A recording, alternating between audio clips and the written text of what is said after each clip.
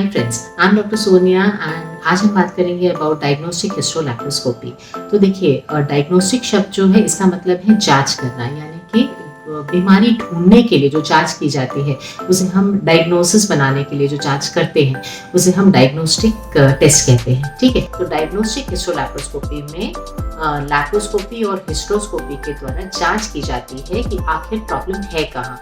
गर्भकोश, ovary यानी गर्भकोश, अंडाशय and tubes, इन तीनों जो फीमेल रिप्रोडक्टिव सिस्टम है उस तीनों में आखिर प्रॉब्लम है कहाँ, ये प्रॉब्लम ढूंढने के लिए जो टेस्ट किया जाता है उसे हम डायग्नोस्टिक हिस्टोलैप्रोस्कोपी कहते हैं। तो ये जो टेस्ट होता है उसमें कुछ इंडिकेशंस होते हैं। मोस्टली ये टेस्ट जो होता है इनफर्टिलिटी की प्रॉब्लम, यानी कि बांझपन की जो प्रॉब्लम होती है उसमें किया जाता है, जब हमें जानना होता है कि आखिर खराबी कहाँ है, गर्भकोश में है, ट्यूब्स में है या ओवरीज में क्या खराबी है जिसकी वजह से प्रेगनेंसी नहीं हो पा रही है। दूसरा इंडिकेशन होता है वही इनफर्टिलिटी में ही कई बार जब HST जब हम करते हैं, ट्यूब ब्लॉकेज होती है, तो तब भी हम डायग्नोस्टिक हिस्टोलैप्रोस्कोपी करते हैं।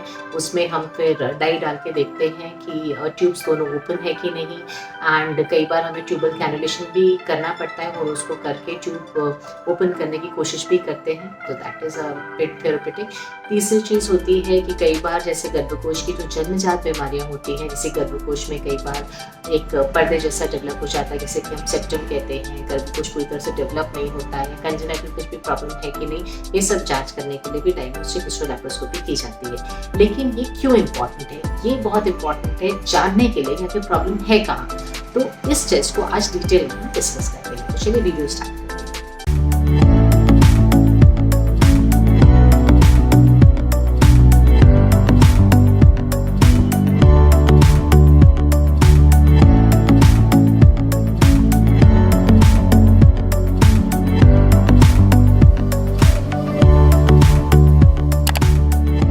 डायग्नोस्टिक हिस्टोलैप्रोस्कोपी को पूरी तरह से समझने के लिए कि इसे कैसे किया जाता है एंड ये कैसे आपके लिए यूजफुल है, आपको पूरा वीडियो ध्यान से देखना पड़ेगा। डायग्नोस्टिक हिस्टोलैप्रोस्कोपी ये 3 शब्दों से मिलकर बना है। डायग्नोस्टिक यानी कि जांच करना, हिस्ट्रोस्कोपी यानी कि गर्भकोश के अंदर दूरबीन डालकर देखना, और लैप्रोस्कोपी यानी कि पेट के अंदर दूरबीन डालकर देखना। तो डायग्नोस्टिक हिस्टोलैप्रोस्कोपी। अब पहले हम बात करते हैं लैप्रोस्कोपी की। लैप्रोस्कोपी मतलब नाभि के पास एक छोटा सा छेद करके पेट के अंदर दूरबीन डालकर हम मॉनिटर में देखते हैं। मॉनिटर में हमें क्या दिखता है? इस तरह से गर्भकोश, ट्यूब्स और ये जो अंडाशय है ऐसे दिखते हैं। ठीक है, गर्भकोश की ऊपरी सतह नॉर्मल है या नहीं, गर्भकोश की ऊपरी सतह पर कोई ट्यूमर तो नहीं है या फिर कोई गठान तो नहीं है। ठीक है, उसके ऊपर कोई डिपॉजिट्स या एंडोमेट्रियोसिस जैसा पिक्चर तो नहीं है।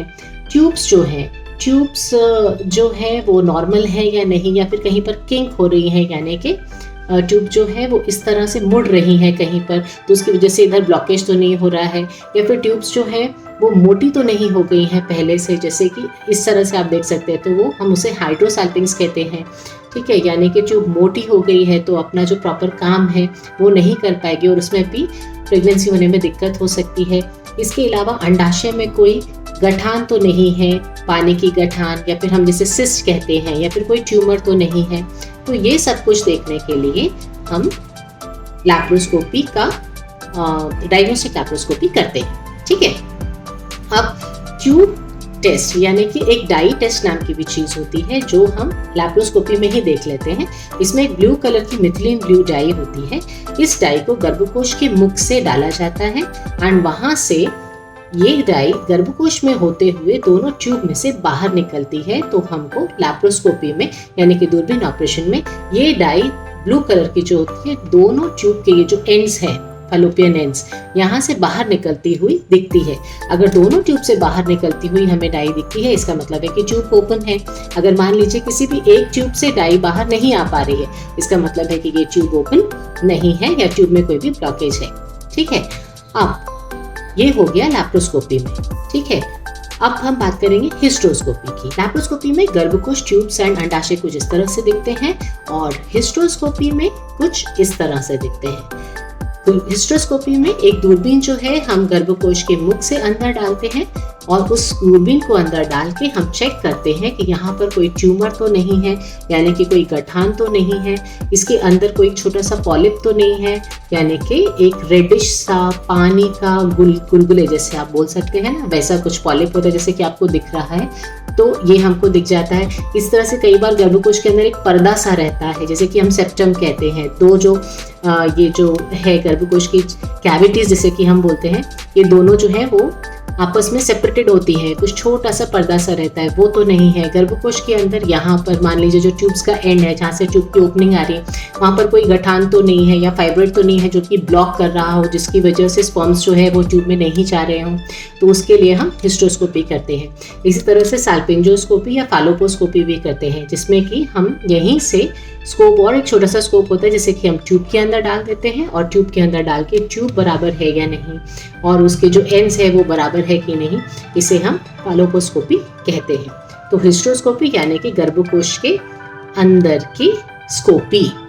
ओके, तो इस तरह से इनफर्टिलिटी के पेशेंट्स में हमको डायग्नोस्टिक हिस्ट्रोलैप्रोस्कोपी करके पूरा अंदाजा हो जाता है कि खराबी आखिर है कहाँ। हिस्ट्रोस्कोपी में हमें सिर्फ इतना पार्ट दिखता है, अंदर का पार्ट, और लैप्रोस्कोपी में हमको बाहर का पार्ट यानी कि ट्यूब्स, अंडाशय और गर्भकोश की सतह पूरा दिखता है। ओके, अगर आपको ऐसी ही हेल्दी टिप्स चाहिए एंड आपको मेडिकल इंफॉर्मेशन चाहिए, वो भी ऑथेंटिक कंसेप्चुअल इंफॉर्मेशन, आपको डिजीज़ के बारे में जानना है या अपनी बॉडी के बारे में हेल्दी कैसे रहें, इन सब चीज़ों के बारे में करेक्ट से जानना हो, तो आप मेरे परिवार का हिस्सा बन सकते हैं and you can subscribe the channel. Okay, don't forget to press the bell icon so that you can get notifications properly.